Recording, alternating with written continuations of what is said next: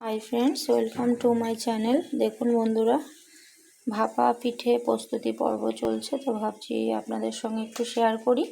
এর নিচে জল ফুটছে আর আমি কিন্তু এটা মোমো কুকারে করে করছি।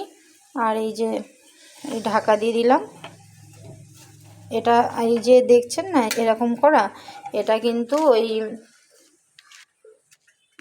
যে এইগুলো ভাপা হয়ে গেছে। এই যে দেখুন বাটির মধ্যে করে একটুখানি করে গুড় আর একটু এই যেভাবে চাপা দিয়ে দেওয়া হচ্ছে, গুড় আর একটু নারকেল দিয়ে এইভাবে দিয়ে এবার এটাকে ভালো করে ঢেকে দিতে হবে। একটা পরিষ্কার নতুন রুমাল নিয়ে নেওয়া হয়েছে আর এই যে ঢেকে দিলাম। ঢেকে দিয়ে এবার গ্যাসের জোরটা বাড়িয়ে দেওয়া হয়েছে। আর পিঠের জন্য দেখুন আজকে আমার গ্যাসের অবস্থা, তো এটাকে ঠিক করে বসিয়ে দেওয়া হয়েছে। আর এখানে এইদিকে আমি গুড় দিয়ে নারকেল দিয়ে করে নিচ্ছি একটু, কারণ এই ভেতরে পুরের জন্য।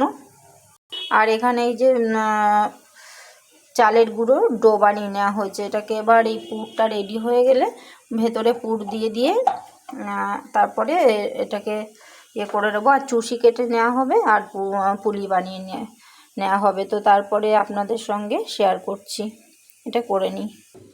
এখানটাতে গুড় দিয়ে নারকেলটার পুর করে নিচ্ছি আর এদিকে ডোটা দিয়ে পুলি বানিয়ে নেব আর চুষি কেটে নেব। আমি আগে তো দেখুন বন্ধুরা, নারকেলের এই পুরটা করে নেওয়া হয়েছে। যেহেতু আমি অল্প পুলি বানাবো, যার জন্য অল্প করেই করা হচ্ছে। আর এখানে আর কয়েকটা বানাবো ভাপা পিঠের জন্য। এই যে চালের গুঁড়োটাকে একটু লবণ দিয়ে জল দিয়ে মেখে নেওয়া হয়েছিল।